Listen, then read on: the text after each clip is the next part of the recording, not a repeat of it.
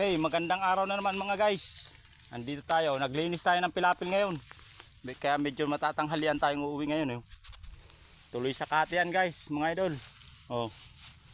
Ito yung isang tenants natin, no, yung atras nating itinalok. Medyo naglilihi na rin, nagbubuntis. Ano? Ang galing tayo kanina dun sa isang tenants natin, yung itinalok natin ng 22. Nag-spray ng maga-maga. Tapos nagbisita dito sa kabilang tenants natin. Medyo tanghali na, alas 9 na. Kahit hindi pa tayo kumain, pinipilit nating bumisita sa gitnang katubiganan. At sana naman pagdating ng anihan, gumanda na ang presyo ng palay.